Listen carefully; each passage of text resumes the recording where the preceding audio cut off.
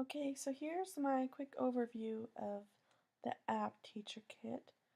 Keep in mind these are all just my opinions and I haven't ever used this app in a classroom, so this is just me making observations on what I think now. So once you get into the app, you can make different classes, or you can import your class if it's from another app like iTunes or Dropbox.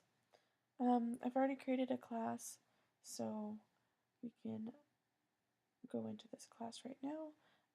When you're making a class, you can also, I guess an interesting thing I found is if you don't have a picture that you want to specifically put on there, and you go to their icons are pretty, um, not very diverse, seemingly all the same students, whatnot, throughout the pictures, so. But you do have the option of putting your own photo in there, so. But I just chose the icon, one of the icons that they gave us. So we'll just go right into our class. So here is our little roster of our students. Cool thing about the app, so if you ever get confused at any point or forget some of the things that the app can do, you can just click the question mark and it'll tell you how to work through the app. This is just a general roster, so some things you can do here is you can edit and delete some of your students if you need to do anything there. You could also rearrange your students. I thought rearranging your students according to grade was a little interesting. Um, I think it's probably negative because it can, in my opinion, I guess, if I just thought that if someone did that, they would be doing it in the mindset of playing favorites. But then my partner pointed out to me that it could just be arranging it so you can tell who's struggling at a quick glance and whatnot. So I guess pros and cons to rearranging your students with a depending on the grades, but I would just leave it with first name, last name, or last name first. Um, so yeah, now they're rearranged by their last name. And then another thing you can do is email all your students if you have that information inputted about them, or you can email your students' parents.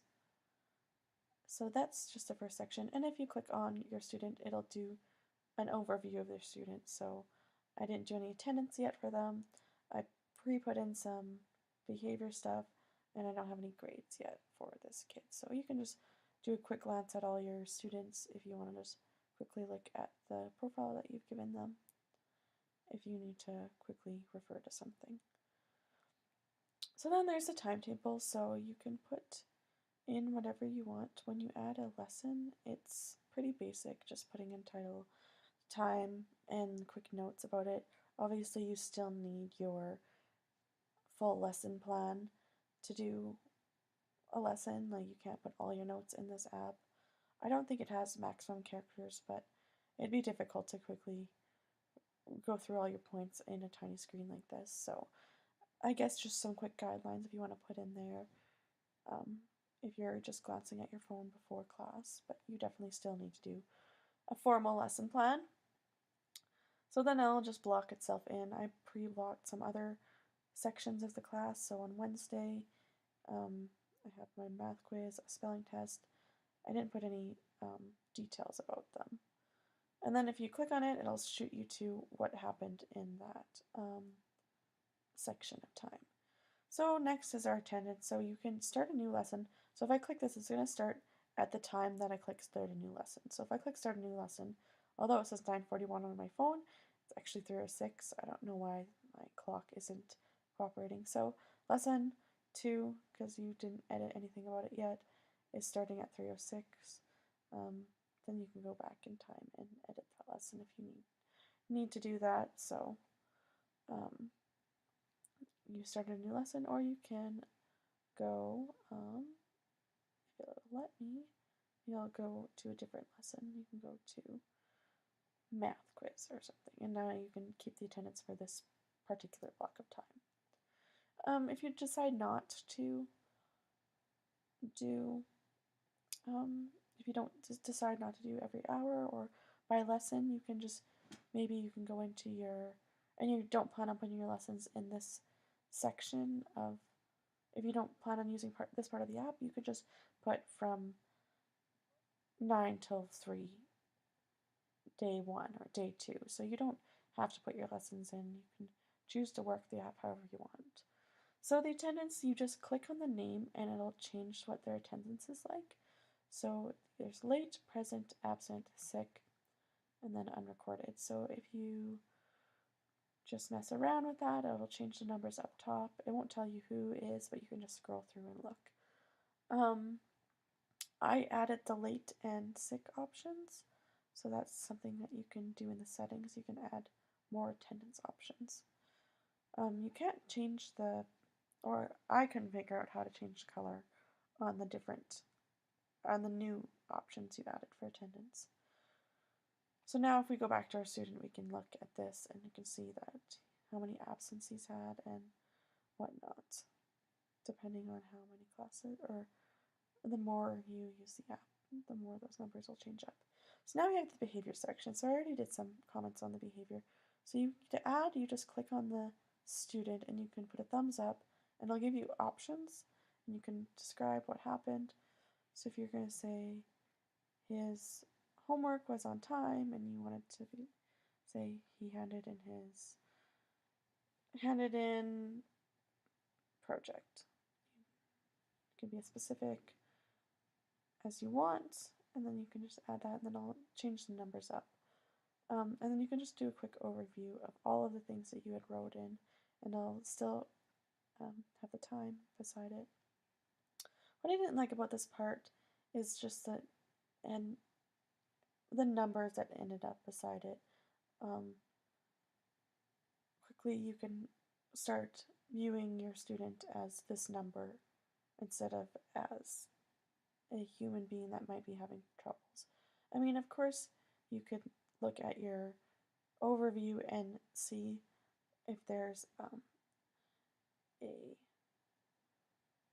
certain, how do I phrase this?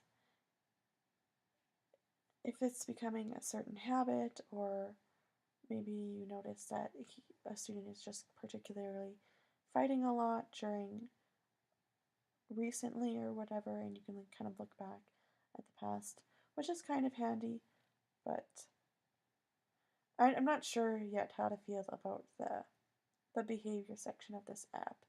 I think it definitely has its pros and cons. Another one of the cons is you can go into the settings of the app and change a couple of the app parts of the app, but you cannot add different negatives or positives. So you have to abide by these 4 sections that they give you.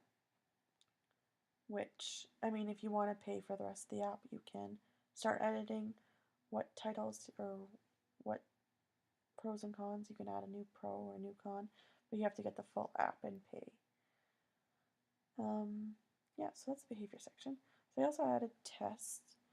So the test part of it is just, you can put new tests in, and then you can mark each test. I made them out of a certain amount, and the percentage in the corner is how much they're weighted in the class. There is an option to not have no weight on it. Then it just, by having no weight, it doesn't give you a total overall mark. So the little total word right there, that will give you the total grade of the class.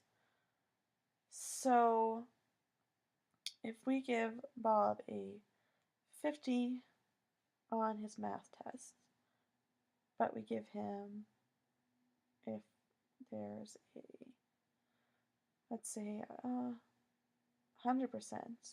on his, oops, we don't want that, clear. We want to give him 100% on his spelling test, then his total overall mark is an 80. And you can also go in your settings and change how your marks are set up.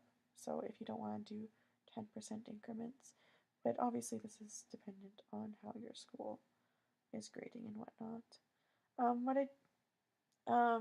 Then you can assign all the grade to all the items that there is in here, and you can definitely add more. I only had added 2 items to grade. And then what I didn't like about this part is that you couldn't really comment on what happened during this test. So if I gave Dan a 20 out of 100, I don't know why he got 20 on that test. I'd have to go back. So it'd be nice if you can comment on the grade section of this. Maybe say like had difficulty in a certain section of the test, but only the grade book only allows you to mark and weight things. So it doesn't allow you to comment on anything, which I find a little frustrating because it's not keeping all your information in one place, which I think is what the app is aiming to do. And then you can just go to your overall and it'll say what not is going on. So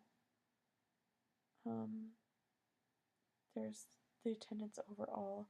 So it doesn't tell your attendance overall for the day, it says overall. As you continually use the app and continually use the attendance, it just tallies everything up. Then there's the grade and behavior, and once again, this is just a general tally.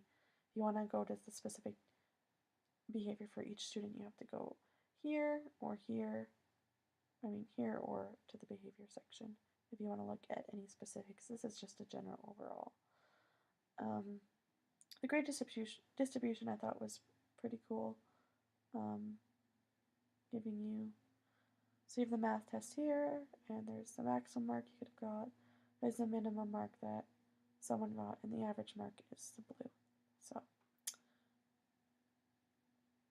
I thought that was pretty cool too, or an interesting way of looking at things. And then here, if you click here, it's going to tell you to join the premium, where you can make more kind of initial or more changes to the app.